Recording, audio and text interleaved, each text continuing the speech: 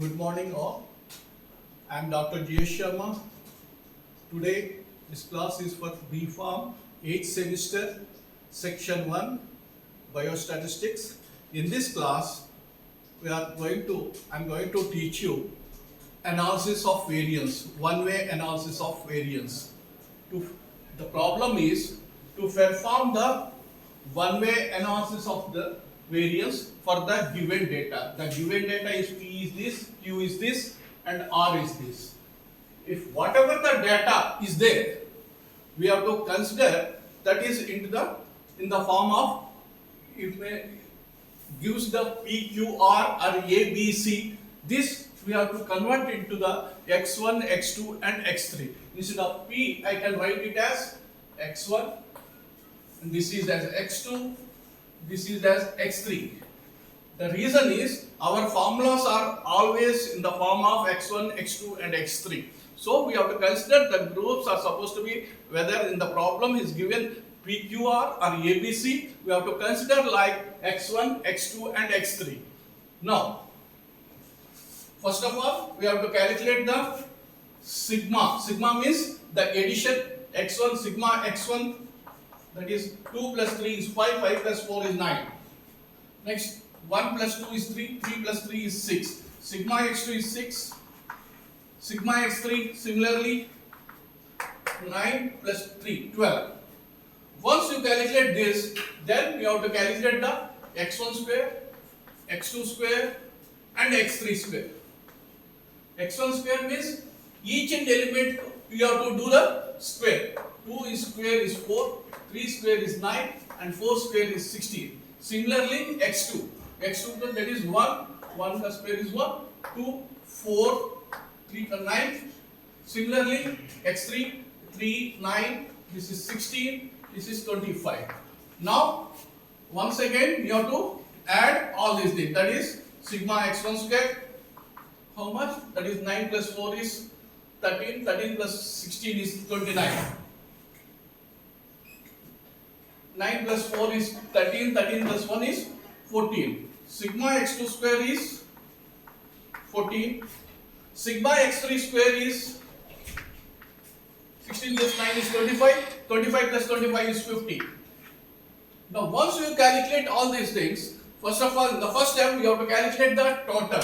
The total formula is sigma X1 plus sigma X2 plus sigma X3. That equals to sigma X1 is 9 plus sigma X2 is 6 plus sigma X3 is 12. 9 plus 6 is 15, 15 plus 12 is 27. So total is 27. Now once we calculate the total, we have to calculate the correction factor. The correction factor I can write it as here.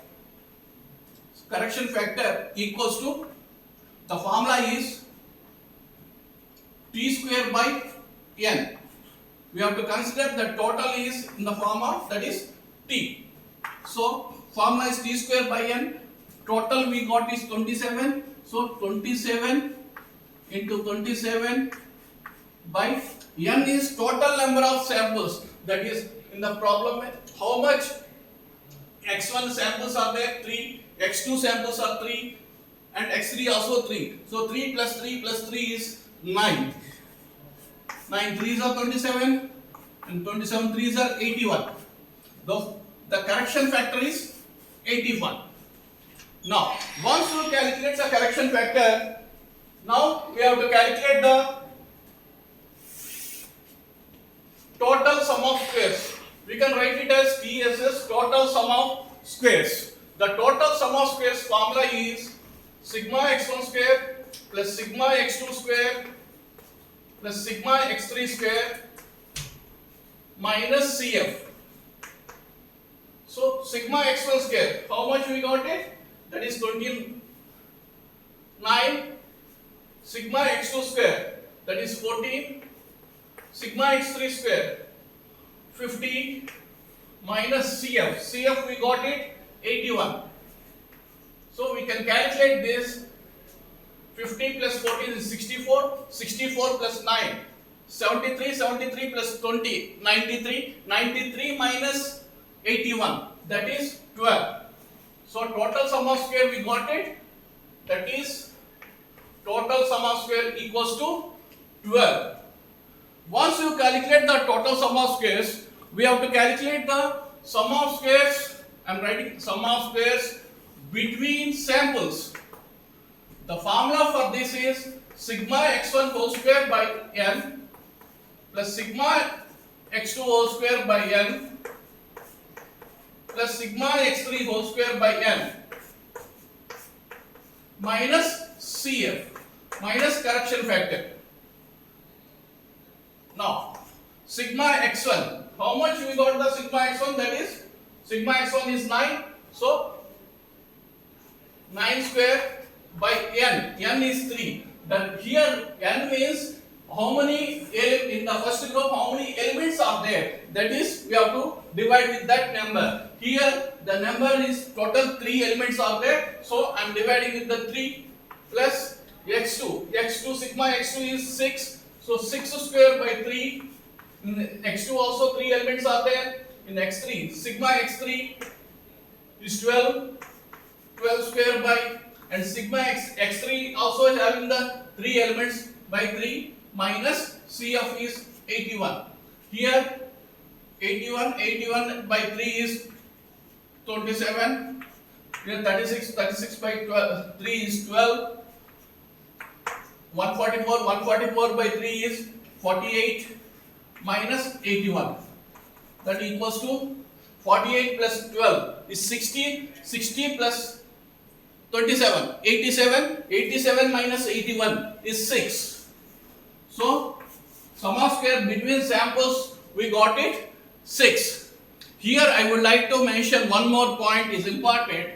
In this problem we got the x1 is 3 elements, x2 is this 3 elements, and x3 is the 3 element. In some of the problems in x1 they may differ, like here 5 samples हो सकता है, either 4 in this maybe 4 samples, it may be 3 samples, like that. So how many samples will be there, we have to divide with that number. Suppose in x1 5 samples will be there, you have to divide with the 5. If 4 samples will be there, then you have to divide with the 4, like that.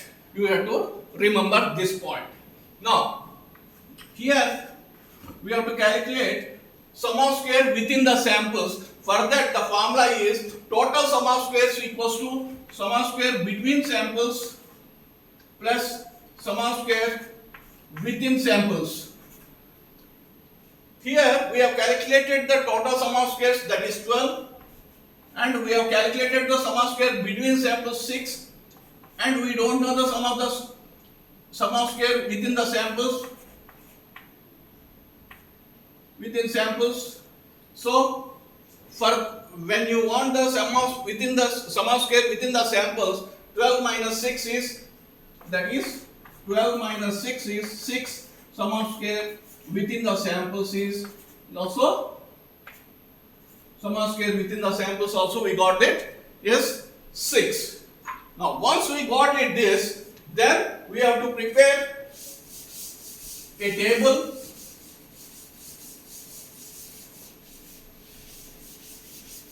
For that, the table is supposed to be like this. First of all, the first column, source of variation. Source of variation. Second column is sum of squares, I am writing SS. Third column is degrees of freedom, I am writing DF. And fourth column is mean square, I am writing MS. And source of variation, first of all you have to write it is between columns. In the next row we have to write it within columns. Now we have to put the data. Sum of squares between columns. How much we got it? That is 6. So write it as here 6. Sum of square within columns. Within columns also we got it 6. Degrees of freedom. For degrees of freedom between columns, the formula is C minus 1. In the problem, we are having the PQR 3 columns, that is x1, x2, x3. So 3 minus, formula is C minus 1, columns minus 1, that is 3 minus 1, that is 2. Coming to within columns for degrees of freedom, the formula is n minus c, and here n is the total number of the elements, that is in the x1 group and x2 group and x3 group. Total is supposed to be 9 because in each group is having the 3 elements. So total 9, 9 minus columns. Columns are supposed to be 3. So here 9 minus 3 is 6. Now mean square, how we got it? How we will get it is, we have to take this number, the sum of square between columns divided by degrees of freedom. 6 by 2 is 3. Here 6 and here also 6. So 6 by 6 is 1. At the end, we have to calculate the F value, F 0.05, and here we have to write it as degrees of freedom 2, 6. In the problem here, if you not mention 1% or 5%, means you have to write it clearly. It is 5%. 5% means 5 by 100, that is 0.05. And here we are writing the degrees of freedom 2 and 6, that equals to, we have to divide with the 3 by 1, that is 3.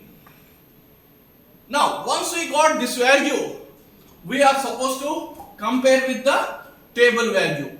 In F Fisher distribution, F is called Fisher distribution. The table will be there for 0.05 as well as 0.01. We have to, because in this problem he has not mentioned what is the percentage level, so we have to check it for at 5% level, that is 0.05.